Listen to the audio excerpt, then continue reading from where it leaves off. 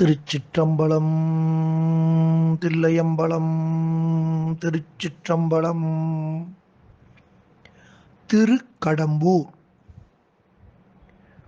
திருக்கடம்பூர் திருத்தலத்தில் வீற்றிருக்கும் இறைவனின் திருப்பெயர் அமிர்தகடேஸ்வரர். அம்பாளின் திருநாமம் சோதி மின்னம்மை.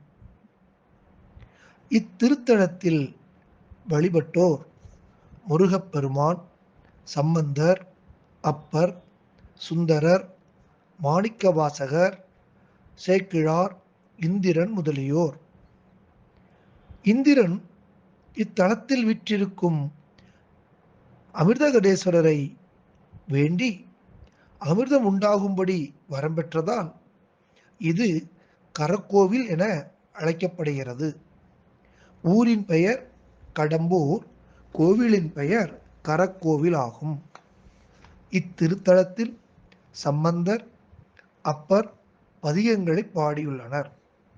மேலும் சுந்தரரும் மாணிக்கவாசகரும் இத்திருத்தலத்தில் பாடல்கள் பாடியுள்ளனர்.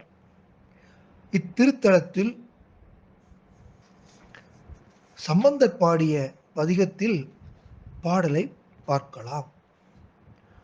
வானமர் திங்களும் நீரும் மருவிய வார்சடையானை, தேனமர் கொன்றையினானை, தேவர் தொழப்படுவானை, காணமரும்பினை உள்கி கலைவயிலுங் கடம்பூரில், தானமர் கொள்கையினானை, தாழ்தொழ வீழெளிதாமே.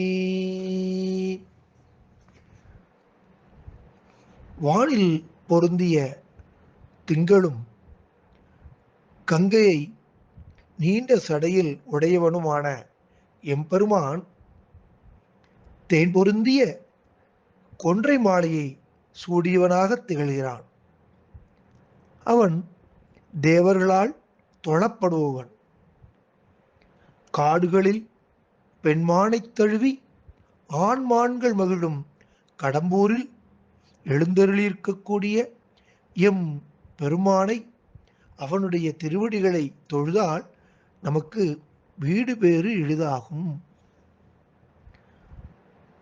அரவினோடாமையும் பூண்டு அந்துகில் வேங்கை அதழும், விரவும் திருமுடி தன்மேல் வெண்திங்கள் சூடி விரும்பி, பரவும் தனிக் கடம்பூரில் பைங்கன் வெள்ளேற்றன்னல் பாதம், இரவும் பகலும் பணிய இன்பம் நமக்கதுவாமே. அமிர்தகடேஸ்வரர் பாம்பு, ஆமையோடு ஆகியவற்றை பூண்டு அழகிய ஆடையாக புலித்தோலை உடுத்தி, தன்னுடைய அழகிய முடிமீது வெண்பிறையை சூடி பலராலும் விரும்பப்படுபவராவார். அவர் கடம்பூரில் எழுந்தருளியுள்ளார்.